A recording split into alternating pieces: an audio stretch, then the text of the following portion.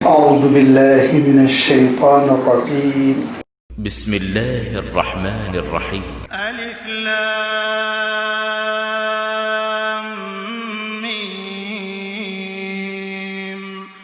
تنزيل الكتاب لا ريب فيه من رب العالمين أم يقولون افتراه بل هو الحق من ربك لتنذر قوما ما أتاهم من نذير من قبلك لعلهم يهتدون الله الذي خلق السماوات والأرض وما بينهما في 6 أيام ثم استوى على العرش ما لكم من دونه من ولي ولا شفيع أفلا تتذكرون يدبر الأمر من السماء إلى الأرض ثم يعرج إليه في يوم كان مقداره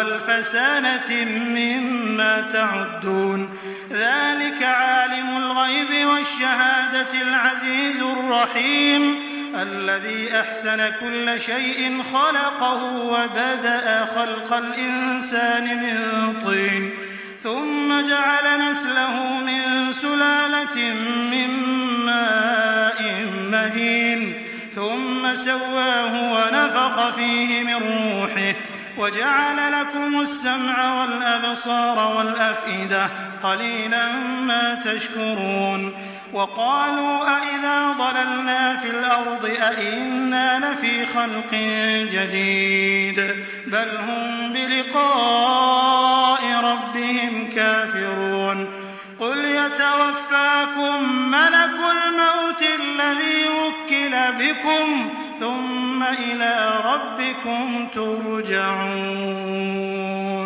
صدق الله العظيم. الحمد لله رب العالمين والصلاة والسلام على سيد المرسلين وعلى آله وأصحابه أجمعين اما بعد. سورۃ السجدہ کا یہ پہلا رکوع ہے جس کی ابھی آپ کے سامنے تلاوت کی گئی.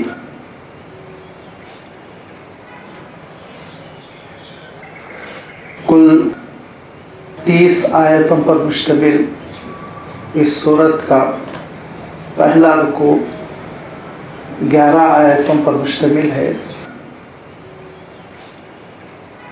اور یہ پوری سورت مکی کہلاتی ہے، یعنی حضور اکرم صلی اللہ علیہ وسلم پر ہجرت سے پہلے نازل ہو چکی تھی. اس سورت کے نزول کے سلسلے میں عام طور پر مورخین کا رجحان یہ ہے کہ مدنی دور میں یہ اس زمانے میں نازل ہوئی جبکہ حضور اکرم صلی اللہ علیہ وسلم نے دین حق پیش فرمایا، قرآن پاک کی طرف دعوت دی اور عقیدہ توحید، عقیدہ آخرت کا تذکرہ فرمایا تو بڑے اچنبھے میں پڑ گئے مشرکین مکہ کہ مر جانے کے بعد زمین میں دفنا دینے کے بعد دوبارہ ہم کیسے اٹھائے جائیں گے. نبوت کا تیسرا چوتھا سال ہے جبکہ یہ سورت نازل ہوئی اور اللہ تعالیٰ نے اس سورت میں موت کی حقیقت، برزخ کی حقیقت، آخرت کی حقیقت کا تذکرہ فرماتے ہوئے یہ ارشاد فرمایا کہ یہ حشر میں جمع کرنا، دوبارہ سر نو زندگی دے کر اللہ تعالیٰ کے دربار میں جواب دہی کے لیے حاضر کر دینا، اس پروردگار کے لیے، اس رب العالمین کے لیے کیوں مشکل ہے جس نے اتنی عظیم الشان کائنات پیدا کی، جس کائنات کی کوئی نظیر نہیں، جس کا عرض و طول احاطہ انسان نہیں کر سکتا، اور اس کا تذکرہ آگے اللہ تعالیٰ نے ارشاد فرمایا. یہ وہ صورت ہے جو اللہ تعالیٰ کی قدرت کی نشانیوں کا بھی تذکرہ کرتی ہے، آخرت کی حقیقت بھی پیش کرتی ہے، حضور اکرم صلی اللہ علیہ وسلم کی رسالت کا بھی تذکرہ ہے، قرآن مجید کی حقانیت کا بھی تذکرہ ہے۔ اسی جامعیت کی وجہ سے حضور اکرم صلی اللہ علیہ وسلم اکثر و بیشتر فجر کی نماز میں اس سورت کی تلاوت فرمایا کرتے تھے، چونکہ اس سورت میں اللہ تعالیٰ نے ایک سجدے کا تذکرہ فرمایا، اور وہ سجدہ دراصل نتیجہ ہوتا ہے ایمان کا، یقین کا، اللہ تعالیٰ کی قدرت کی نشانیوں میں غور و فکر کا، اور وہ سجدہ دراصل علامت ہوتا ہے مومن کی انکساری کا، بندگی کا، اللہ تعالیٰ کے لیے وہ کتنا فرما بردار ہے، اس فرما برداری کا۔ اسی لیے اس سجدے کے تذکرے کی وجہ سے اس سورت کا نام ہی سورت السجدہ کر دیا گیا ہے۔ یعنی یہ وہ سورت ہے جو دراصل سجدے کی حقیقت کو ہمارے اور آپ کے سامنے اجاگر کر دیتی ہے، نمایاں کر دیتی ہے، اور انشاءاللہ وہ ساری چیزیں آتی رہیں گی۔ میں یہ عرض کر رہا تھا کہ حضور اکرم صلی اللہ علیہ وسلم اکثر و بیشتر فجر میں، خاص طور پر جمعہ کے دن، جمعہ کی فجر میں اس سورت کی تلاوت فرمایا کرتے تھے۔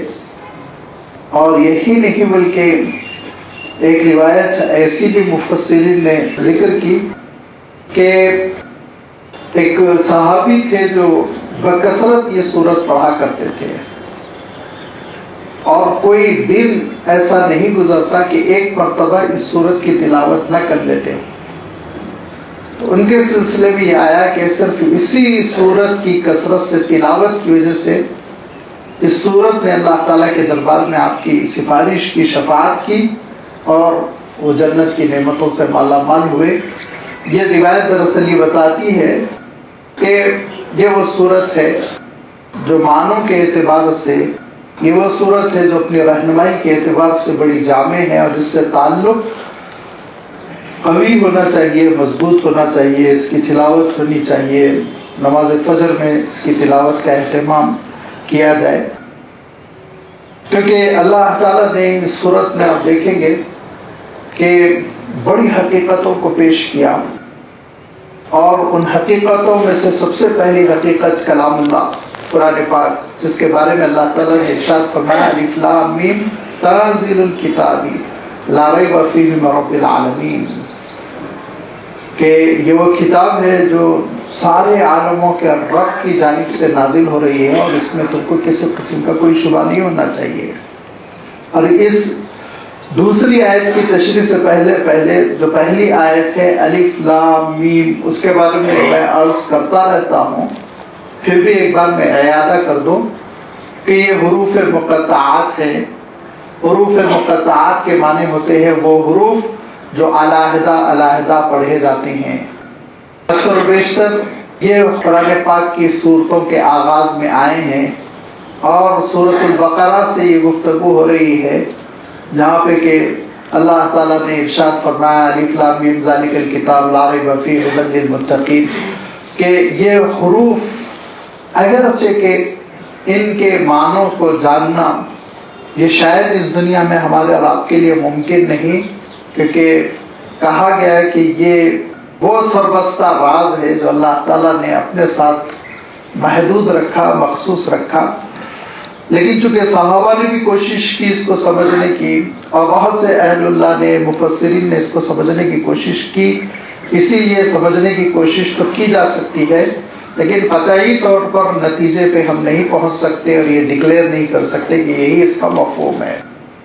حضرت عبداللہ ابن عباس رضی اللہ تعالیٰ عنہ اس کو مخففات مانتے ہیں، الف سے مراد اللہ، لام سے مراد جبرائیل، میم سے مراد محمد، اور وہ تشریح کریں گے اس کے معنی ہیں کہ انا اللہ بجبریل الی محمد صلی اللہ علیہ وسلم، کہ اللہ تعالیٰ کا کلام بذریعہ جبریل آپ صلی اللہ علیہ وسلم تک پہنچ رہا ہے۔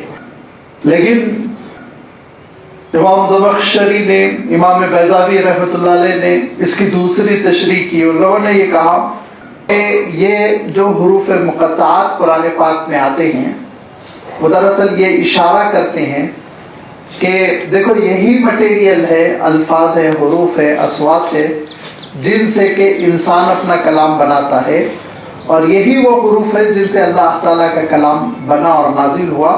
لیکن دونوں کلاموں میں فرق دیکھو، اللہ تعالیٰ کا کلام وہ آسمانی کلام اور انسانی کلام، زمینی کلام، کتنا فرق ہے دونوں میں، اگرچہ کہ مٹیریل ایک ہی ہے۔ ایک رائے یہ بھی آئی کہ دراصل حروف تہجی کیسے بنے اس کی تاریخ دیکھی جائے، اور جب اس کی تاریخ دیکھی جائے گی تو پتہ چلے گا کہ ان حروف تہجی کے معنوں کی مناسبت رکھنے والی کوئی نہ کوئی چیز اس صورت میں مذکور ہے۔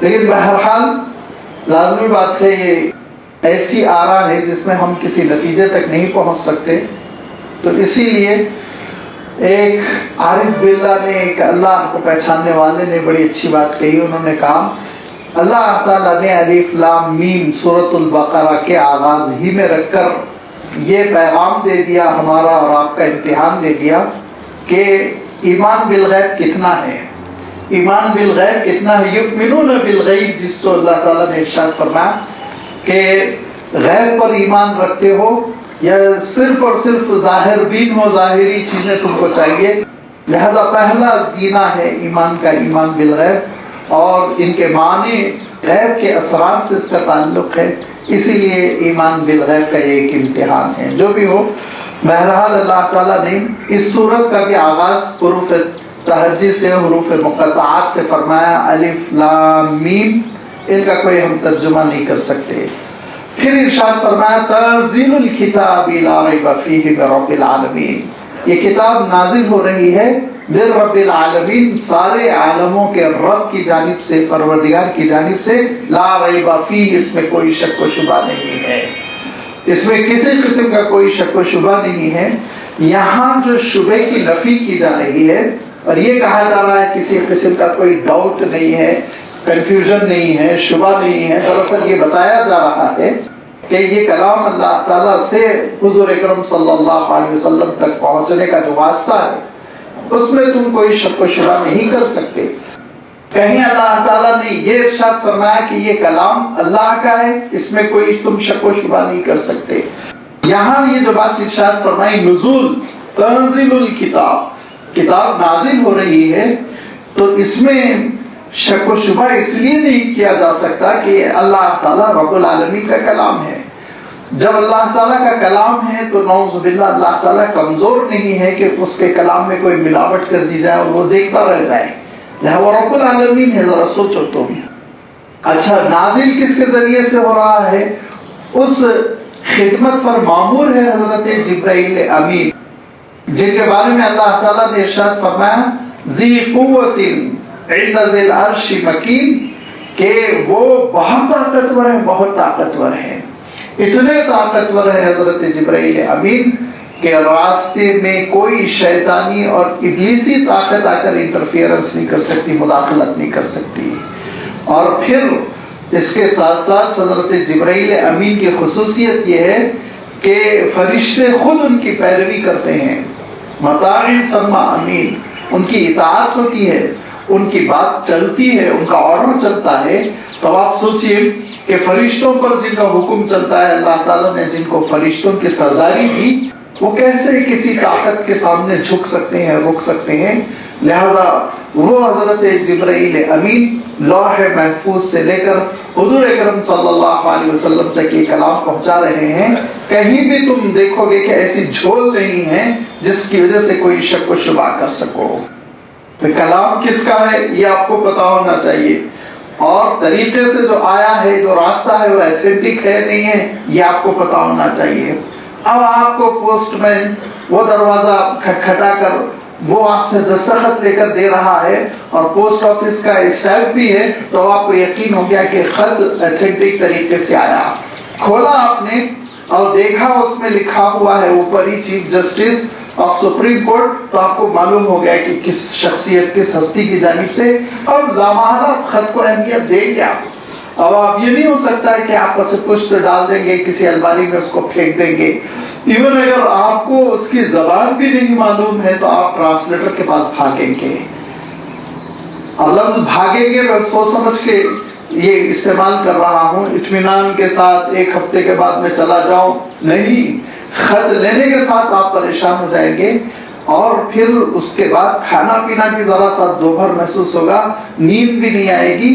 اولین فرصت میں آپ چاہیں گے کہ جو واقف کار ہے اس کے پاس میں پہنچ جاؤں, وہ اس کی تشریح کر دے کہ کیوں بھیجا یہ سپریم کورٹ کے چیف جسٹس نے, مصیبت تو نہیں آنے والی ہے یا کوئی بہت اچھی خبر تو نہیں ہے وغیرہ وغیرہ. یہ ایک مثال ہے. اس مثال کے ذریعے سے میں بتانا چاہ رہا ہوں کہ جب واسطہ جبرائیل امین ہے اور کلام رب العالمین کا ہے تو اس کے بعد تمہارے اندر بے چینی پیدا ہو جانی چاہیے, سوچنا چاہیے کہ یہ کلام کیا کہہ رہا ہے. ارشاد فرمان کہ یہ کلام اللہ تعالیٰ نازل فرما رہا ہے رب العالمین, جو سارے عالموں کا رب ہے, پوری کائنات کا پروردگار ہے. اتنی بڑی کائنات, اس کائنات میں سینکڑوں عالم, کروڑ عالم ہیں. اگر آپ ایک دنیا کو جیسے عالم مان رہے ہیں تو ایسی تو لاکھوں دنیایں ہیں اور اس کہکشاں میں پھیلی ہوئی ہیں جن کا شمار آج کی سائنس کے لیے بھی مشکل ہے. وہ رب جو ان ساری چیزوں کو پیدا کیا اور پیدا کرنے کے بعد آگے آ رہا ہے, اس نے ان کو بے سہارا نہیں چھوڑ دیا بلکہ ان کی ضروریات کی تکمیل کر رہا ہے. وہ رب اس کلام کو نازل کر رہا ہے. اور لوگ کیا کہہ رہے ہیں, ہم یقولون افتراہ, کہ ایسا لگتا ہے کہ محمد نے صلی اللہ علیہ وسلم اپنے سے تیار کر لیا, یہ جعلی کلام ہے, اپنے سے تیار کر لیا. فرمایا بل هو الحق من ربک, ہرگز نہیں, یہ وہ حق ہے جو تمہارے پروردگار کی جانب سے ہے. لتنذر قوما ما اتاهم من نذیر من قبلک, ایسی قوم پر یہ کلام بھیجا جا رہا ہے آگاہ کرنے کے لیے, متنبہ کرنے کے لیے اس قوم کو, ما اتاهم من نذیر من قبلک, کہ آپ سے پہلے ان کے درمیان کوئی نذیر, کوئی رسول, کوئی نبی نہیں آیا تھا. یہ بنی اسماعیل جو عرب میں آباد تھے, ان کے درمیان راست کوئی رسول نہیں آئے تھے حضرت اسماعیل کے بعد. 2500 سال کا وقفہ گزر چکا تھا, ایک بڑی مدت گزر چکی تھی کہ حضرت ابراہیم علیہ السلام کے فرزند حضرت اسماعیل علیہ السلام, جو خود بھی اللہ کے رسول تھے اور نبی تھے, ان کی وفات ہو چکی تھی. اور پھر ان کے ذریعے سے جو قوم تربیت پائی تھی, وجود پائی تھی, وہ قوم دھیرے دھیرے اطراف و اکناف کی جاہلیت سے متاثر ہونے لگی. بتوں کو انہوں نے لانا شروع کر دیا اپنی سوسائٹی میں, اپنے محلوں میں, اپنے گھروں میں, اس کو لگانا شروع کر دیا, پوجنا شروع کر دیا. اور حضرت ابراہیم اور حضرت اسماعیل نے جو تعلیمات چھوڑی تھی توحید کی, اللہ تعالیٰ کی عبادت کی, وہ مٹنے لگی تھی اور اس میں بڑی تبدیلیاں ہونے لگی تھی. جیسے کہ لمبا وقت گزرتا ہے تو پھر نتیجہ برآمد ہوتا ہے کہ قومیں دور ہو جاتی ہیں حقیقت سے. یہ کیفیت بنی اسماعیل میں پیدا ہو گئی تھی. اطراف و اکناف تو کئی رسول آئے, اور بالخصوص ملک شام میں تو کئی رسول آئے, اور سب سے اخیر میں حضرت عیسیٰ علیہ السلام بھی تشریف لائے تھے. لیکن ان کی تعلیمات بھی مکہ مکرمہ اور عرب پہنچتے پہنچتے ملاوٹوں کا شکار ہو جاتی تھی. حضرت عیسیٰ علیہ السلام نے دین توحید کی دعوت دی, لیکن حضرت عیسیٰ علیہ السلام کو آسمان پر اٹھایا گیا, وہ خاص حالات ہے, سورۃ المائدہ وغیرہ میں اس کا تذکرہ آ چکا ہے, آگے بھی آئے گا. تو حضرت عیسیٰ علیہ السلام کے بعد پھر 70 سال کے اندر حضرت عیسیٰ علیہ السلام نے جو دین چھوڑا تھا اسلام, اور جو دعوت چھوڑی تھی, اس کا نقشہ بدل دیا گیا. بالخصوص پال نے, جس کو تاریخ سینٹ پال کہتی ہے, انہوں نے 3 خداؤں کا دعویٰ کیا اور 3 خداؤں کی عبادت کی دعوت دی. تو ایسا ملاوٹ ہو گئی حضرت عیسیٰ علیہ السلام کی تعلیمات میں, سچا دین باقی نہیں رہ گیا. وہی ہوا جس کے بارے میں عرض کرتا رہتا ہوں کہ حوض میں صرف پانی ہی پانی رہ گیا, دودھ نہ رہا. بادشاہ نے کہا تھا کہ صبح تک مجھے یہ حوض دودھ سے بھرا ہوا ملے. تو ہر گولی نے یہ سوچا, ہر دودھ والے نے یہ سوچا کہ اگر میں 1 بالٹی پانی ڈالوں تو کیا ہو جائے گا. لہذا رات بھر میں 100-150 جتنے دودھ والے آئے, سب 1-1 بالٹی پانی ڈالتے رہے. تو صبح میں پانی ہی پانی تھا, دودھ نہیں تھا. تو یہی کیفیت حضرت عیسیٰ علیہ السلام کے دین کی ہوئی.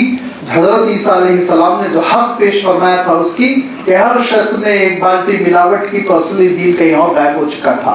اب لازمی بات ہے کہ عربوں کے درمیان سچا دین بہت دنوں سے نہیں آیا تھا.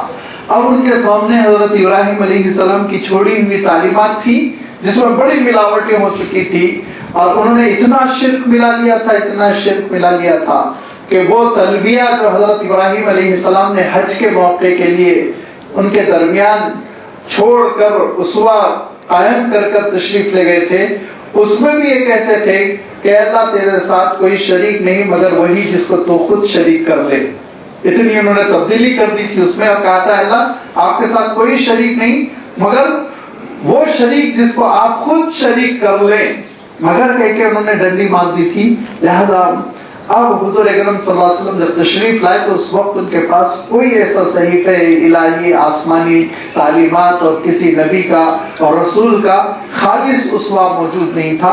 اللہ تعالیٰ ارشاد فرماتا ہے لِتُنذِرَ قَوْمًا مَّا أَتَاهُم مِّن نَّذِيرٍ مِّن قَبْلِكَ, آپ سے پہلے ان کے پاس کوئی رسول کوئی نبی عرصے دراز سے نہیں آیا تھا, اور ہم اس کلام کے ساتھ آپ کو اس لیے بھیج رہے ہیں لعلہم یہتدون, تاکہ وہ راہ راست پر آ جائے. بنی اسماعیل کا انتخاب بہت ہی اللہ تعالیٰ کی حکمتوں کی بنیاد پر ہوا تھا.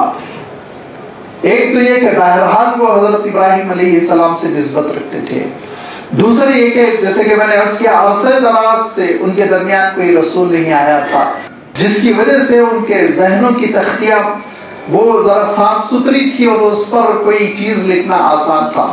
تیسرا یہ کہ ان کے اندر بعض نسلی وہ خصوصیتیں تھیں جو اسلام کی خدمت کے لیے بہت ضروری تھی, جس میں جذبہ جہاد اور جس میں قربانی کا ایثار کا جذبہ اور فیاضی سخاوت اور حق سمجھ میں آ جائے تو اس کو قبول کر لینا اور اس کے لیے پھر تن من دھن کی بازی لگا دینا, یہ وہ خصوصیت تھی جو قریش میں اور بنی اسماعیل میں اور مکہ مکرمہ اور اس کے اطراف و اکناف کے عربوں میں تھی.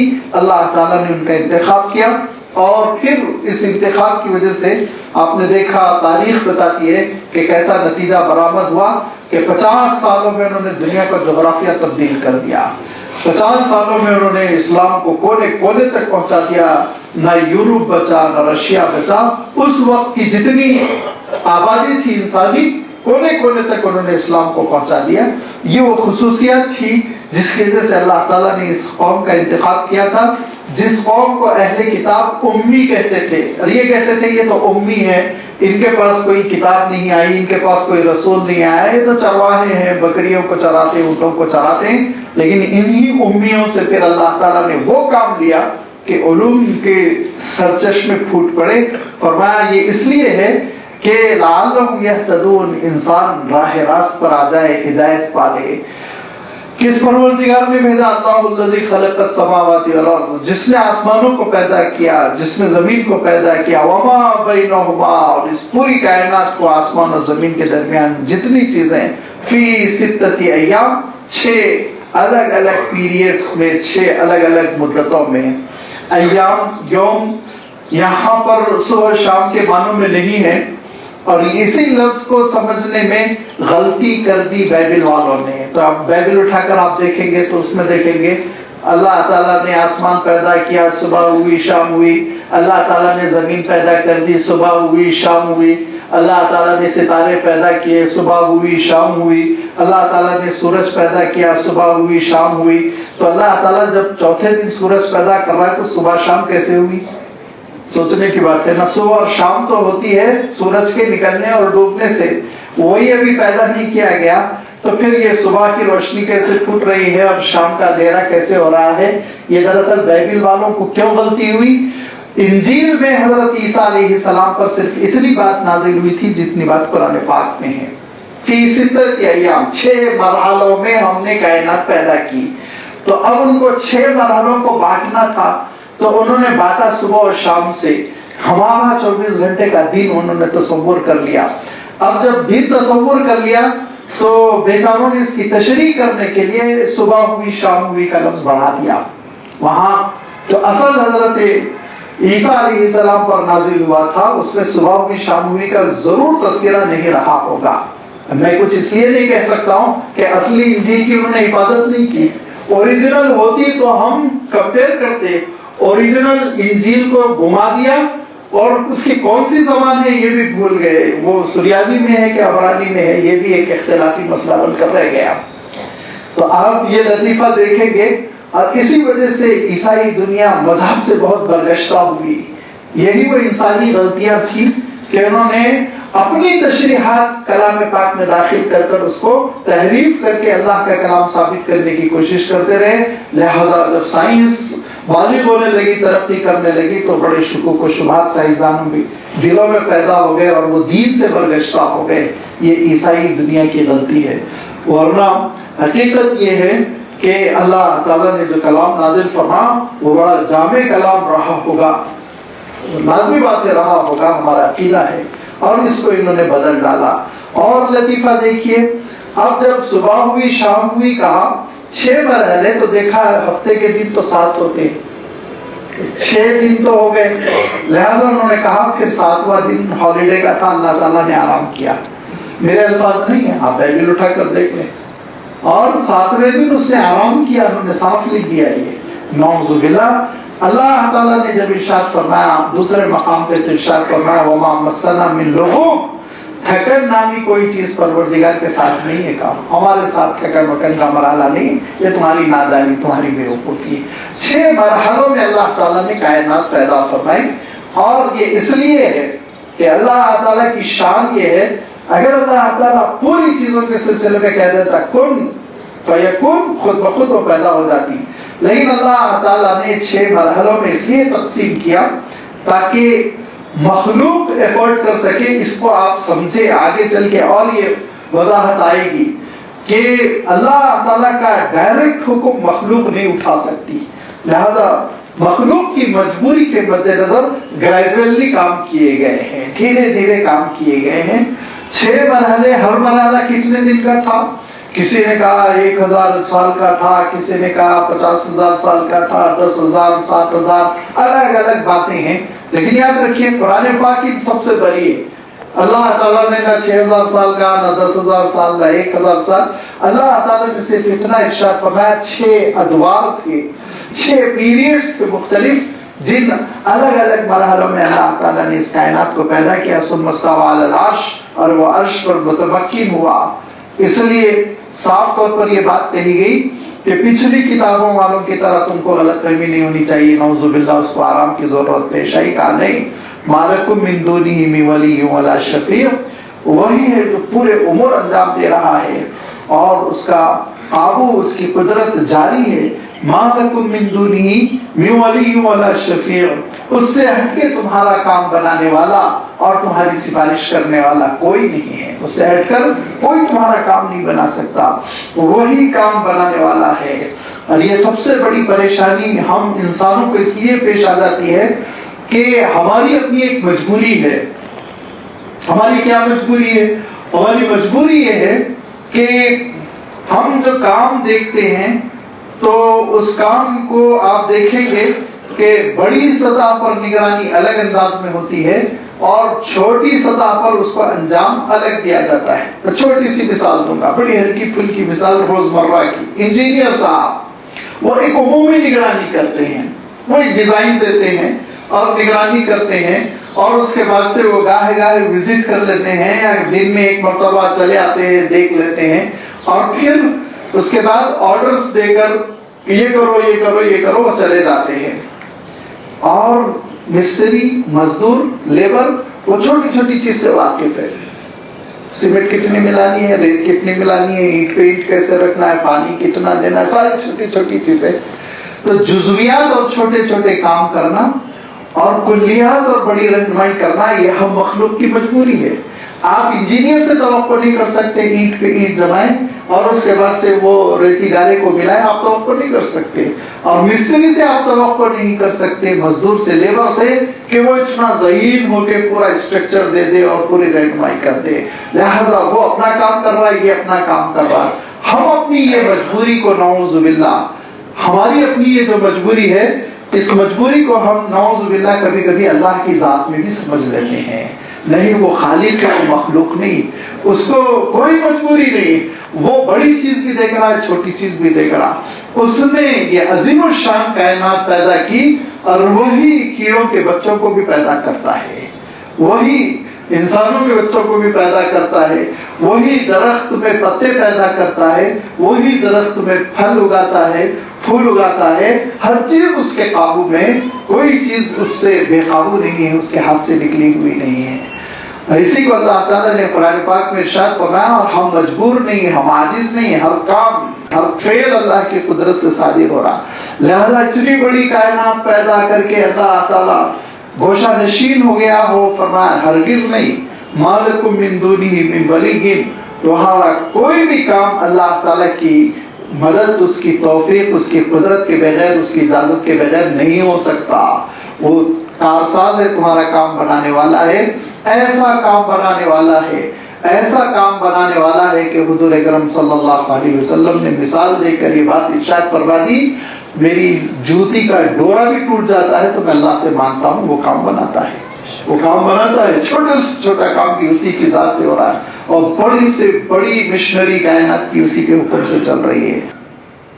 فرمایا ما لکم من دونہ من ولی ولا شفیع، اور کوئی تمہاری سفارش نہیں کر سکتا اللہ تعالیٰ کے دربار میں، کہ اس کو معلومات نہیں ہے، لہذا بیچ میں ایک صاحب آگے تعارف کرایا سفارش کی، کہا ہرگز نہیں، بخوبی واقف ہے تم کیا کر رہے ہو، لہذا کسی کی سفارش کی ضرورت نہیں ہے، اور اگر وہ کسی کی سفارش قبول کرتا ہے تو سفارش کرنے والے کی عزت کے لیے، جو سفارش کر رہا ہے اس کے اکرام کے لیے وہ سفارش قبول کر رہا ہے، ورنہ اللہ کے علم کو ضرورت نہیں کوئی بیچ میں آئے اور تعارف کرائے۔ افلا تتذکرون، کیا تم اس حقیقت کو نہیں سمجھتے، نصیحت حاصل نہیں کرتے؟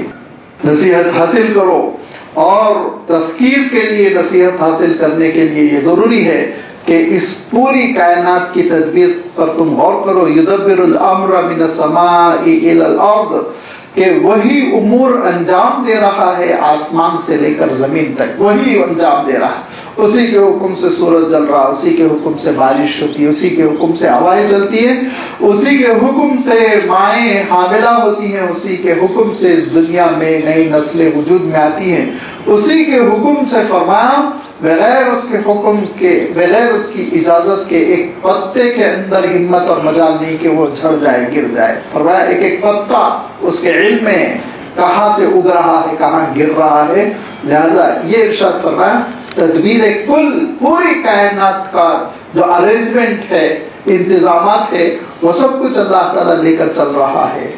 ثم يعرج إليه في يوم كان مقداره 1000 سنة مما تعدون، اور پھر اوپر اٹھائے جاتے ہیں یہ دنیا کے مسائل، اس کائنات کے مسائل اس کے دربار میں، ایک ایسے دن جس کی مقدار تمہارے اعتبار سے، تمہارے شمار سے 1000 سال ہے۔ دیکھیے دو چیزیں ہیں، ایک ہے عروج اور ایک ہے صعود۔ عروج یہ ہے کہ آپ کی دعائیں ہیں، آپ کے مسائل ہیں، اس کائنات کے سارے مسائل ہیں جو اللہ تعالیٰ کے دربار میں لے جائے جا رہے ہیں۔ فرمایا اگر عام رفتار سے لے جائے جائیں تو وہ تمہارے اعتبار سے 1000 سال لگ جائیں گے، لیکن اللہ تعالیٰ کے دربار میں اس کی قدرت سے لمحوں میں، ایک ہی دن میں ساری چیزیں اس کے دربار میں پہنچائی جاتی ہے، ایک ہی مرحلے میں ساری چیزیں اس کے دربار میں پہنچا دی جاتی ہے۔ اب یہ فرشتے لے کر جاتے ہیں، جیسے کہ حضور اکرم صلی اللہ علیہ وسلم نے خود ارشاد فرمایا، جیسے کہ بعض قرآن پاک کی آیتوں سے اشارہ ملتا ہے کہ وہ متعین ہیں۔ حضور اکرم صلی اللہ علیہ وسلم نام اعمال کے سلسلے میں ارشاد فرماتے ہیں یتعاقبون علیکم ملائکۃ اللیل و ملائکۃ النہار، تم پر نامزد ہے رات کے فرشتے، دن کے فرشتے، مغرب ہوئی دن کے فرشتے اپنی ڈیوٹی ختم کر کے چلے آتے ہیں، فجر ہوئی رات کے فرشتے تبدیل ہو جاتے ہیں۔ یہ سب کی سب چیزیں اب اللہ کے دربار میں پیش کر دی جاتی ہیں۔ جب اللہ کے دربار میں پیش کی جائے تو ہمارے تو ہزاروں سال لگ جائے اللہ تعالیٰ کے دربار میں پیش کرنے کے لیے، لیکن اللہ کی قدرت یہ ہے لمحوں میں ایک ہی مرحلے میں اللہ تعالیٰ کے دربار میں ساری چیزیں پیش ہو جاتی ہیں۔ اب اللہ کے فیصلے ہوتے ہیں، اللہ تعالیٰ فیصلے فرماتا ہے اور فرشتوں کو حکم دیتا ہے فلاں جگہ ایسا کرو، فلاں جگہ یہ کرو، فلاں جگہ وہ کرو، پھر وہ 1000 سال ہوتے ہیں، جو ہمارے اعتبار سے تو 1000 سال ہے، لیکن اللہ تعالیٰ کے لیے ایک لمحہ ہے، ایک لمحہ ہے بس۔ یہ دونوں چیزوں کا اللہ تعالیٰ نے تذکرہ 1000 سال فرمایا۔ اور سورۃ المعارج میں اللہ تعالیٰ نے 50,000 سال کا تذکرہ فرمایا۔ وہ 50,000 کا تعلق قیامت کے دن سے ہے، یاد رکھیے۔ ارشاد فرمایا کہ لوگ پوچھتے ہیں وہ دن کب واقع ہوگا، وہ دن واقع ہوگا، عذاب آئے گا، سمجھ جاؤ گے قیامت کس کو کہتے ہیں۔ وہ ایک ایسا دن ہوگا جس دن فرشتے نام اعمال اٹھائیں گے، اللہ کے دربار میں پیش کرتے چلے جائیں گے، اور وہ دن اتنا لمبا دن ہوگا، اتنا لمبا دن ہوگا جیسے کہ تمہاری دنیا کے 50,000 سال ہوتے ہیں۔ تو وہ قیامت کے دن کا تذکرہ ہے، 50,000 سال، جس دن کے سارے نام اعمال اللہ تعالیٰ کے دربار میں پیش ہوں گے۔ انشاءاللہ وہ صورت آئے گی، سورۃ المعارج، اس موقع پہ اس کی وضاحت کی جائے گی۔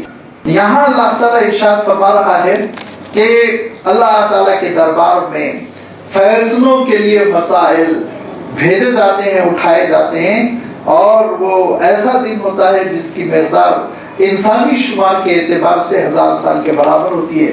ذالک عالم الغیب والشہادتی، وہ عالم غیب اور شہادت ہے، یعنی اس کے لیے پوشیدہ امور بھی اور موجودہ امور دونوں، حاضر اور غیب دونوں اس کے لیے برابر ہے۔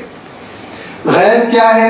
مثلا ہمارے لیے غیب یہ ہے دیوار کے پیچھے کیا ہے ہم کو پتا نہیں، لیکن لازمی بات ہے دیوار کے پیچھے کچھ نہیں ہے۔ وہ اس لیے دیوار کے پیچھے جو کچھ ہے وہ اوجھل میرے اور آپ کے لیے اس لیے ہے کہ میری اور آپ کی نگاہیں بڑی محدود ہے، لیکن پروردگار کی نگاہ اور اس کا علم اور اس کی نظر ایسی ہے کہ وہ ہر چیز کے پیچھے کی چیز کو بھی دیکھتا ہے۔ اور گزشتہ صورت میں یہ بات آ چکی ہے کہ کسی پہاڑ تلے ایک رائی کا دانہ ہوگا، وہ بھی اللہ تعالیٰ کے لیے روز روشن کی طرح آیا ہوگا، اس سے بھی وہ واقف ہوگا۔ تو اس کے لیے غیب کا علم، شہادت کا علم دونوں برابر ہے۔ العزیز وہ بڑی عزت والا، غلبے والا، الرحیم بڑا مہربان ہے۔ اس کی مہربانی یہ ہے الذی احسن کل شیء خلقہ، اس نے ہر خلقت کی چیز کو بہت عمدگی سے پیدا کیا، ایک بیلنس، جو توازن اور ضرورت کے اعتبار سے ساری اس میں صلاحیتیں سب کچھ اللہ تعالیٰ نے پیدا کر دی۔ اگر آپ اس کائنات میں غور کریں تو آپ کو حیرت ہوگی کہ اللہ تعالیٰ نے کس طرح اپنی مخلوقات کو پیدا کیا۔ مثلا ہم کو اللہ تعالیٰ نے سننے کی، دیکھنے کی، بولنے کی، یہ ساری صلاحیتیں ایک اوسط درجے کی دی، لیکن بعض مخلوقات ایسی ہیں جو ہم سے 20,000 گنا زیادہ سنتی ہیں، 20,000 ٹائمز زیادہ سنتی ہیں۔ تو ان کا عالم یہ ہے کہ وہ جس جگہ ہے اگر وہاں پن گر رہی ہے تو ان کو ایسا لگ رہا ہے جیسے دھماکہ ہوا، پلاسٹک جیسے چمگادڑ آپ تحقیق کر لیجیے۔ اللہ تعالیٰ نے ان کو قوت سامعہ، سننے کی جو صلاحیت اتنی زیادہ دی کہ ہم تصور نہیں کر سکتے۔ اسی سننے کی قوت کی وجہ سے وہ اڑتا ہے، اور اڑتے اڑتے اس کو محسوس ہوتا ہے کہ 1 فٹ رہ گئی، اب دیوار آ رہی ہے، ستون آ گیا، درخت آ گیا، تو پلٹ جاتا ہے، آواز سے فیصلہ کرتا ہے، آواز سے فیصلہ کرتا ہے کہ ایک فلاں چیز قریب آ رہی ہے۔ اللہ تعالیٰ نے دیکھنے کی صلاحیت نہیں دی، سننے کی صلاحیت بڑھا دی۔ بعض کو دیکھنے کی عجیب و غریب صلاحیت ہے، رات کی تاریکی میں اتنی دور دور کا وہ منظر دیکھ لیتے ہیں، چھوٹے سے پرندے ہیں اور آسمان پر اڑ رہے ہیں، کتنی اوپر ہے، 2,500 فٹ، 3,000 فٹ، لیکن ان کو نظر آ گیا نیچے کیڑا چل رہا ہے جو میری غذا ہے، تو وہاں سے وہ لپک کے نیچے آئیں گے اور اپنی غذا لے کر واپس چلے جائیں گے۔ تو اللہ تعالیٰ نے کسی کو دیکھنے کی طاقت بہت زیادہ دے دی، تو جس کو جو ضرورت ہے وہ اللہ تعالیٰ نے عنایت فرما دی۔ ہم کو جو سننے کی، دیکھنے کی صلاحیت جتنی ضروری ہے اللہ تعالیٰ نے اتنی عنایت فرمائی۔ فرمایا کہ ہر چیز بڑی عمدگی کے ساتھ اس نے پیدا کیا۔ الذی احسن کل شیء خلقہ وبدأ خلق الانسان من طین، انسانوں کی پیدائش سب سے پہلے تو مٹی سے کی، اس نے مٹی سے کی۔ اس کو قرآن پاک نے بار بار ایک مقام پر نہیں، اگر آپ شمار کریں گے تو 10 مقام دیکھیں گے جس میں اللہ تعالیٰ نے صاف ارشاد فرمایا کہ اصل تو انسان کی مٹی ہے، ہم نے مٹی سے انسانوں کو پیدا کیا۔ اب وہ اصل انسان کی مٹی جو ہے وہ اس پہ آپ تحقیق کرتے رہیے، ریسرچ کرتے رہیے، مٹی کے ایلیمنٹ دیکھیے، آپ کے باڈی کے ایلیمنٹ دیکھیے، تو آپ کو پتہ چل جائے گا۔ واقعہ یہ ہے کہ اللہ تعالیٰ نے انسان کو صحیح معنوں میں مٹی سے اٹھایا اور یہی مٹی سے پھر انسان غذا لیتا رہتا ہے، پھر اسی مٹی میں جا کے انسان بہت سکون سے مل جاتا ہے۔ یہ اللہ تعالیٰ کا ایک نظام ہے۔ لیکن آگے کیا کیا؟ حضرت آدم علیہ السلام کا پتلا تو مٹی سے تیار کیا، پھر اس کے بعد سے ثم جعل نسلہ من صلالۃ من ماء مہین، اس کے خاندان کی نسل چلنے کی اس نے جو شکل اختیار کی، نظام جو بنا دیا، جس کو قرآن پاک میں سنت اللہ کہتے ہیں، اللہ کا طریقہ کار، کہ اسباب کی وجہ سے ساری چیزیں رونما ہوتی ہیں، تو وہ سبب یہ بنایا اب انسان پیدا ہوگا من ماء مہین، ایک حقیر سے، بوند کے ذریعے سے، لکوڈ کے۔ اور آپ جانتے ہیں کہ اس انداز میں اللہ تعالیٰ نے پیدا فرمایا کہ ایک ڈراپ میں بھی لاکھوں سیلز ہوتے ہیں، لاکھوں جرسوں میں، اور ان کا عالم یہ کہ بہت سینسیٹیو قسم کے مائکروسکوپ سے آپ دیکھ سکتے ہیں کہ پتہ چلے گا وہ لاکھوں میں ایک کا سلیکشن ہوتا ہے، اور وہ پھر دھیرے دھیرے وجود پاتا ہے، بڑا ہوتا ہے، ترقی کرتا ہے، خون کا لوتھڑا بنتا ہے، گوشت کا ٹکڑا بنتا ہے، اندر ہڈیاں بنتی ہیں، دھیرے دھیرے پھر جسم بنتا ہے، پھر ہاتھ پاؤں الگ ہوتے ہیں، پھر اس کے بعد عجیب سی بات ہوتی ہے، آہستہ آہستہ دل دھڑکنے لگتا ہے، وہ دھڑکن بڑھتی چلی جاتی ہے، پھر اس کے بعد آنکھوں کے اندر دیکھنے کی صلاحیت پیدا ہو جاتی ہے، کانوں میں سننے کی صلاحیت پیدا ہو جاتی ہے۔ پورا نظام ایسی تاریکی میں ہو رہا ہے جس کے اوپر 3 کورز چڑھے ہوئے ہیں، 3 کورز کے اندر یہ پورا اللہ تعالیٰ کا نظام چل رہا ہے۔ اس کے لیے اللہ تعالیٰ نے کیا کیا؟ اس کے لیے ایک نظام، ایک سنت مقرر کر دی۔ سبب سے آپ بیج لگائیں گے، پانی دیں گے تو اس سے پودا نکلے گا۔ اب یہ کائنات چل رہی ہے اسباب کے ذریعے سے، لہذا انسان کا بھی پیدائش کا اب مرحلہ جو ہے وہ اسباب سے چلتا چلا جائے گا۔ ثم سواہ، وہی ہے جو ٹھیک ٹھاک کرتا ہے۔ سواہ تسویہ کے معنی ٹھیک ٹھاک کرنا، برابر کرنا، معتدل کر دینا۔ ایسا نہیں کہ کوئی پیدا ہو رہا ہے تو اس کا کان ٹانگ تک لٹک رہا ہے، کوئی پیدا ہو رہا ہے تو اس کی ناک کی جگہ ہاتھی کا سونڈ لگا ہوا ہے، نہیں، ٹھیک ٹھاک وہ کر رہا ہے، اندر صحیح سانچے میں ڈال رہا ہے۔ اور کبھی کبھی لاکھوں میں ایک آدھ مثال کو ایسی دے دیتا ہے کہ بعض ایسی خامیوں کے ساتھ پیدا کرتا ہے، بعض ایسی چیزوں کے ساتھ پیدا کرتا ہے کہ انسان عبرت حاصل کرے، رو دے کہ پروردگار چاہتا تو میرے ساتھ بھی کرتا، لیکن اس نے کرم فرمایا۔ تو اللہ تعالیٰ کبھی کبھی ریئر ایسا ہوتا ہے بگڑی ہوئی شکل میں پیدا کرتا ہے، ورنہ عام طور پر ایک نارمل شکل میں انسان جنم پاتا ہے۔ وَنَفَخَ فِيهِ مِن رُوحِهِ، اور اپنی روح سے وہ دم کرتا ہے۔ نفخہ، دم کرنے کے معنی ایک حکم دیتا ہے، اور وہ حکم دینے کے ساتھ ہی دل ہے کہ دھیرے دھیرے دھڑکنا شروع کر دیتا ہے۔ اور اس کے بعد سے اب یہ دل دھڑک رہا ہے، اور جیسے جیسے جسم بڑھ رہا ہے، دھڑکن تیز ہوتی جا رہی ہے، اب اس کے اندر روح پڑ چکی ہے، لہذا دنیا میں آیا تو روح کے ساتھ آیا، اب یہ روح اس کے جسم میں برقرار رہے گی۔ یہ روح کیا ہے؟ اللہ تعالیٰ ارشاد فرماتا ہے یسألونک عن الروح قل الروح من امر ربی، پروردگار کا حکم ہے، ایک حکم ہے جس حکم کی ہم تشریح نہیں کر سکتے اس دنیا میں، ایک حکم ہے جو ہمارے اندر ڈال دیا گیا ہے۔ وہ حکم کیا ہے؟ تو زندہ رہے، تو دل ہے دھڑکتا رہے، آرگنز کام کرتے رہے، یہ اللہ کا حکم ہے میرے اور آپ کے اندر۔ اب یہ حکم یہ کیسی شکل میں ہے اور یہ کس طرح سے کنٹرول میں آتا ہے، یہ ہم اور آپ نہیں بتا سکتے، بس اللہ کی قدرت اس پر چلتی ہے، کوئی بھی اس حکم پر اپنا تصرف نہیں کر سکتا۔ اب یہ دیکھیے، یہ اللہ کا حکم روح کی شکل میں میرے اور آپ کے اندر ڈال دیا گیا۔ ایک گاڑی چلنے کے لیے پیٹرول ڈال دیا جاتا ہے، اور ایک مشنری کام کرنے کے لیے الیکٹرکسٹی پاس کر دی جاتی ہے، بالکل اسی کی طرح ایک روح ہے میرے اور آپ کے جسم میں ڈال دی گئی۔ اس کا کیا ہونے والا ہے ذرا آگے دیکھیے آپ۔ وَجَعَلَ لَكُمُ السَّمْعَ وَالْأَبْصَارَ وَالْأَفْئِدَةَ، اور ہم نے تمہارے لیے سننے کی صلاحیت بنا دی، دیکھنے کی صلاحیت دے دی، اور دھڑکنے والا دل دے دیا۔ سب سے پہلے سننے کی صلاحیت کہ ماں کی پیٹ میں ہی بچہ سننے لگتا ہے، اور اسی لیے آپ دیکھیں گے کہ موصوف 1 دن 2 دن کے ہیں، لیکن ماں آواز لگاتی ہے تو رونا چھوڑ دیتے ہیں، خاموش ہو جاتے ہیں۔ کیوں؟ اس لیے کہ وہ 2-3 مہینے سے سنتا آ رہا ہے یہ آواز، اس کو معلوم ہے یہ آواز میری اپنی ہے۔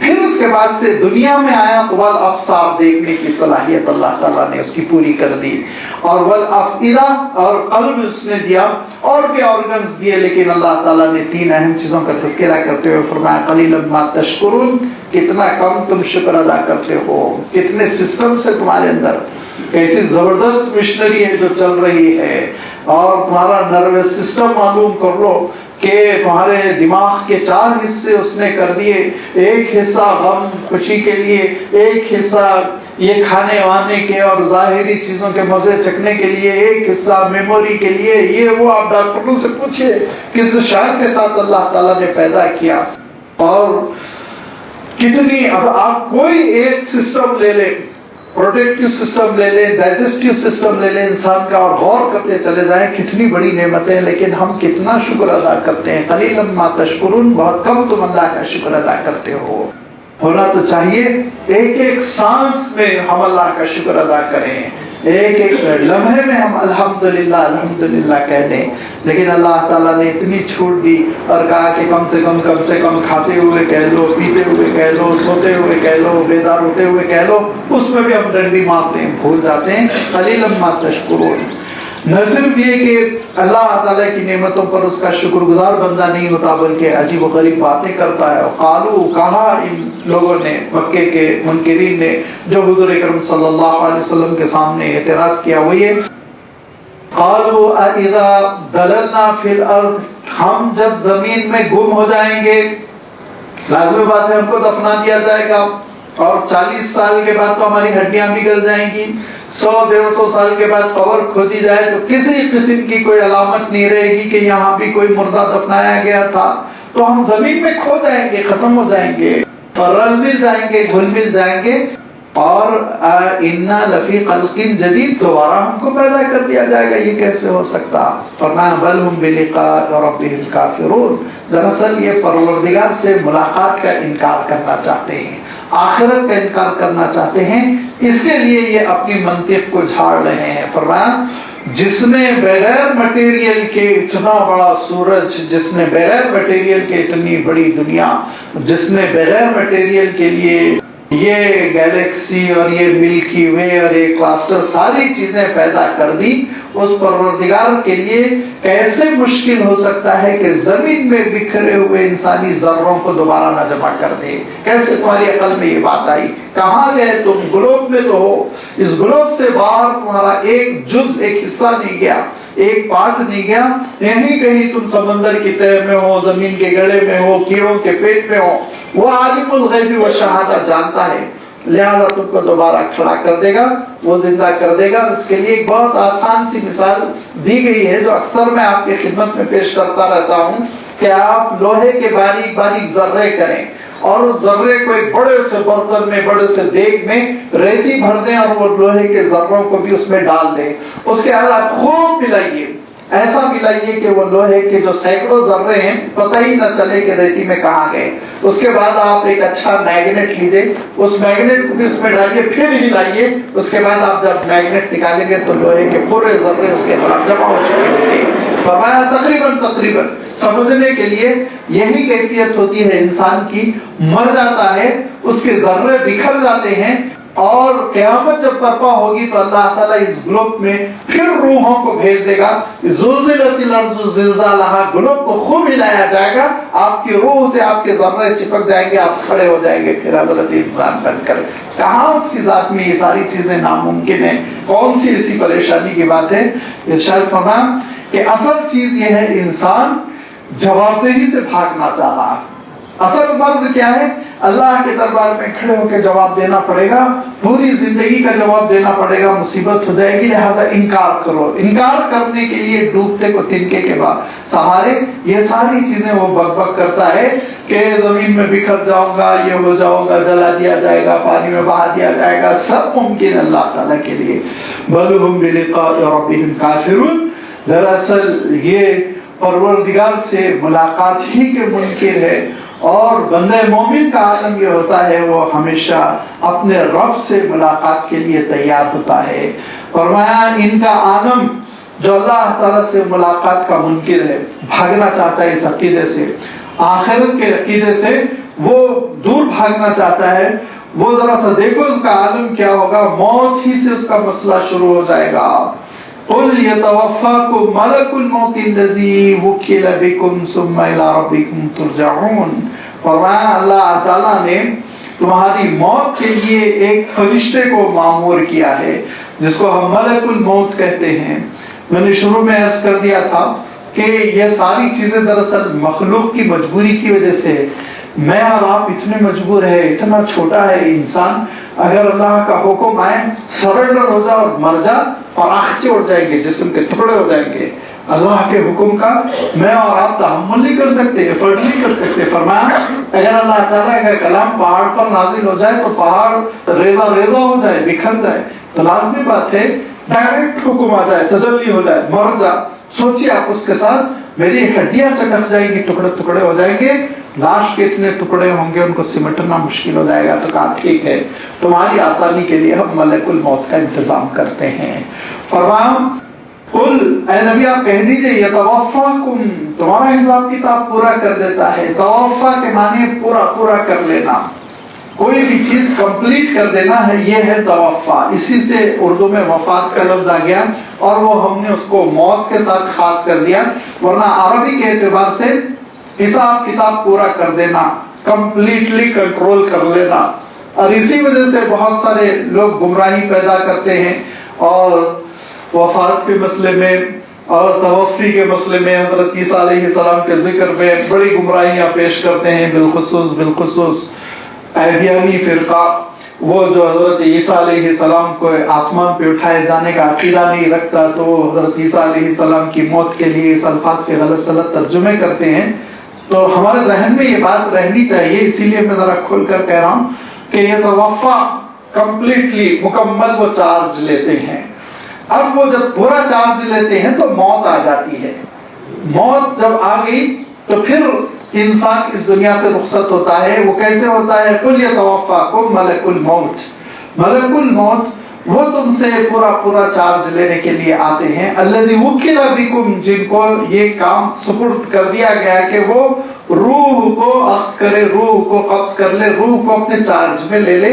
وہ روح جس کے بارے میں نے عرض کیا کہ زندگی کے لیے اللہ تعالیٰ کا ایک حکم ہے، لہذا وہ فرشتے وہ آتے ہیں، اور روایتوں سے پتہ چلتا ہے کہ جو بہت بڑی تعداد ایک فوج ہے اس کام کے لیے، اور جن کے سردار یا جن کے لیڈر آپ کہہ لیجئے وہ ملک الموت وہ ہیں جن کا نام اسرائیل آتا ہے، حضرت اسرائیل علیہ السلام۔ وہ جب یہ کہتے ہیں کہ اب یہ بندے کی روح لینا ہے، ان کے بارے میں آتا ہے حضور اکرم صلی اللہ علیہ وسلم سے ایک روایت ہے، طبرانی نے روایت نقل کی کہ حضور اکرم صلی اللہ علیہ وسلم نے دیکھا کہ ایک انصاری صحابی کی روح قبض کرنے کے لیے ملک الموت تشریف لائے، تو حضور اکرم صلی اللہ علیہ وسلم نے کہا میرے امتیوں کے ساتھ ذرا نرمی کرنا۔ تو انہوں نے 3 باتیں کہی، وہ 3 باتیں میں بتانا چاہ رہا ہوں۔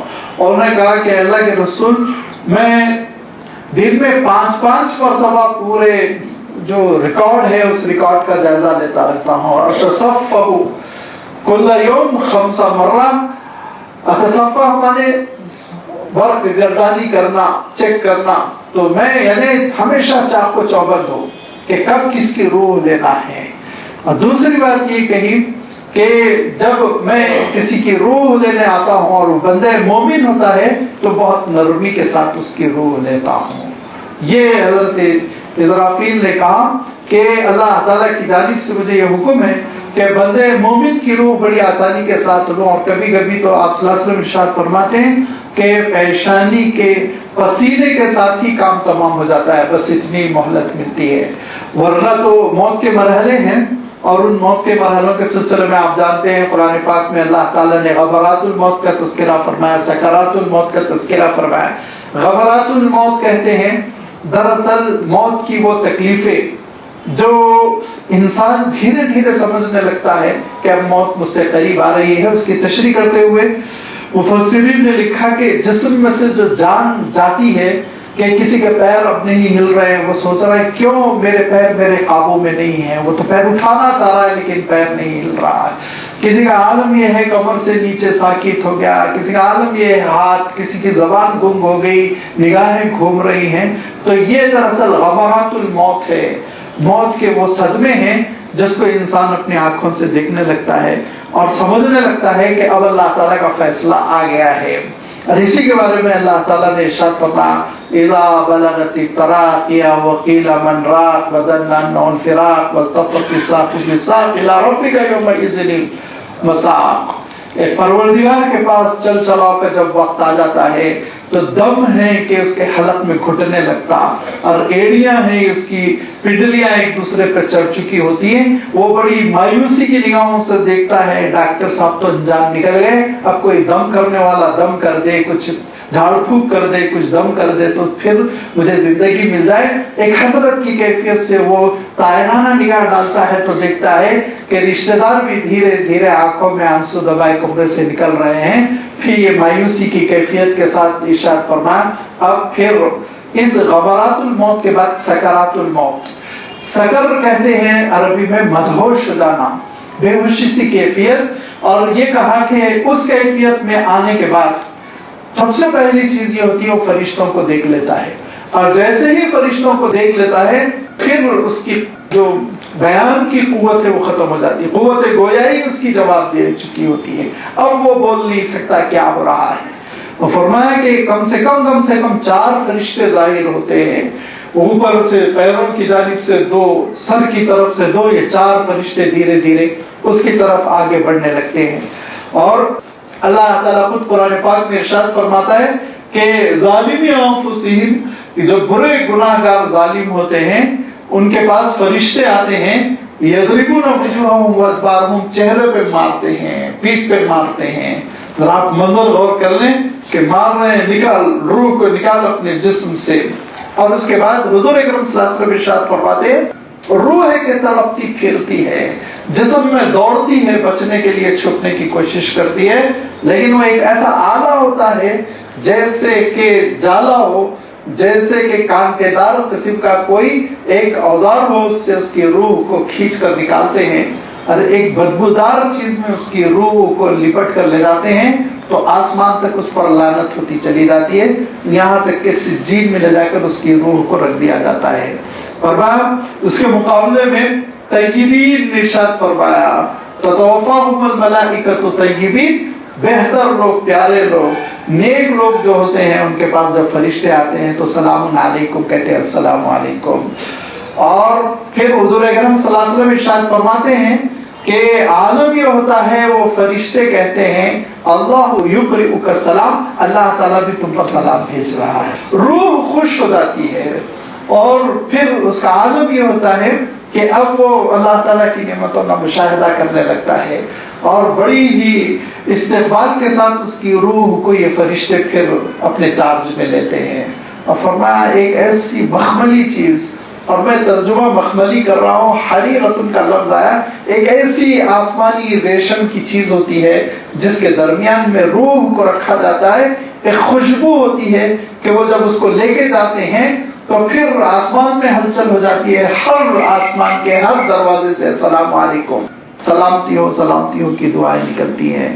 اب حضور اکرم صلی اللہ علیہ وسلم ارشاد فرماتے ہیں کہ چاہے وہ بندے مومن ہو، بندے کافر ہو، روح کو لے کے جب فرشتے جاتے ہیں تو اس کی نگاہیں روح کو تکتی رہ جاتی ہے، آنکھیں پھٹی کی پھٹی رہ جاتی ہیں. لہذا فرمایا سب سے پہلے مرحوم کی تم آنکھیں بند کر دو. اب روح چلی گئی، لہذا اب آنکھیں بے نور ہو گئی، آنکھوں کو بند کر دو. حضور اکرم صلی اللہ علیہ وسلم کی خدمت میں ام سلمہ رضی اللہ تعالیٰ عنہ نے پیغام بھیجا کہ ابو سلمہ عجیب و غریب کیفیت میں ہے، جلدی تشریف لائیے، جلدی تشریف لائیے. حضور اکرم صلی اللہ علیہ وسلم پہنچے تو اس وقت تک حضرت ابو سلمہ کی روح پرواز کر چکی تھی. تو حضور اکرم صلی اللہ علیہ وسلم نے ان کی آنکھیں بند کر دی اور کہا دیکھو جب روح چلی جاتی ہے تو نگاہیں تکتی رہ جاتی ہیں، لہذا اب سب سے پہلا کام یہ ہے کہ تم ان کی نگاہوں کو بند کر دو. پھر حضور اکرم صلی اللہ علیہ وسلم نے ایک بات ارشاد فرمائی، یاد رکھو ذرا گھر والے رونے لگے تھے، لازمی باتیں، آوازیں بلند ہو گئی تھی، تو حضور اکرم صلی اللہ علیہ وسلم نے ارشاد فرمایا رونے دھونے سے کام نہیں چلے گا. غم جو انسان پہ طاری ہوتا ہے وہ فطری ہے، اس سے مقابلے کی دعوت نہیں دی گئی. غم تو غم ہے، لیکن حضور اکرم صلی اللہ علیہ وسلم نے اس کو ایک صحیح رخ دیا. کہا اس صدمے میں، اس بھری ہوئی آواز میں روتے ہوئے ڈبڈباتی آنکھوں کے ساتھ اب تم مغفرت کی دعائیں کرو اور ان کے درجات کی بلندی کی دعائیں کرو، کیونکہ یہ ماحول ایسا ہے اس وقت فرشتے بھی کھڑے ہوئے ہیں اور وہ آمین کہیں گے. اور وہ آمین کہیں گے، اور فرمایا جب کسی بندے مومن کی دعا سے فرشتوں کی آمین مل جاتی ہے تو پھر وہ دعا اللہ تعالیٰ کے پاس مقبول ہوتی ہے.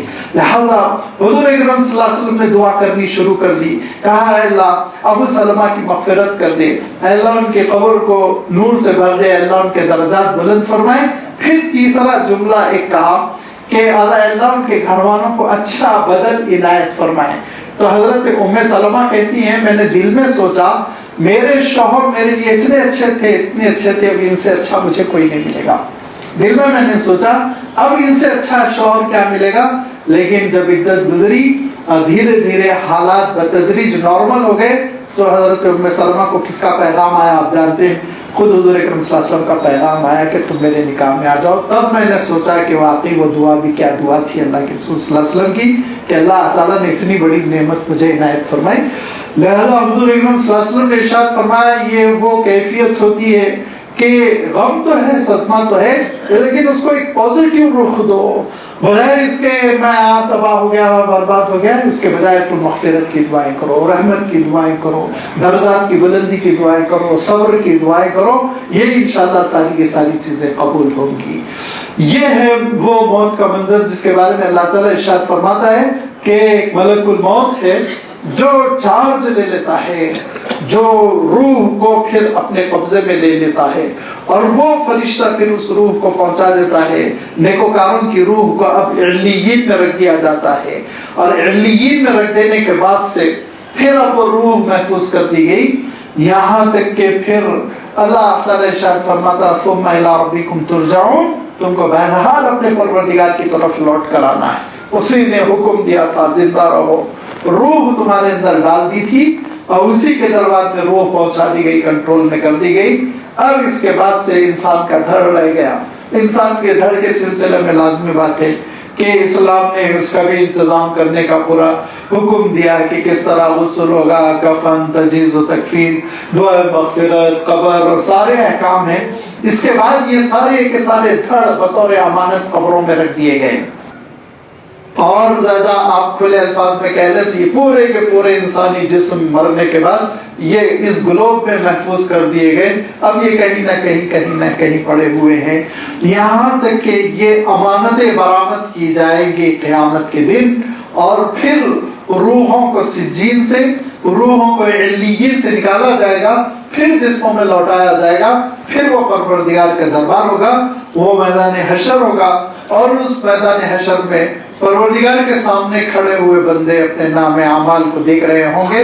وہ عالم کیسا ہوگا اس کا تذکرہ اللہ تعالیٰ نے آنے والی آیتوں میں فرمایا. انشاءاللہ اس کی وضاحت آئندہ اتوار آپ کی خدمت میں رکھی جائے گی.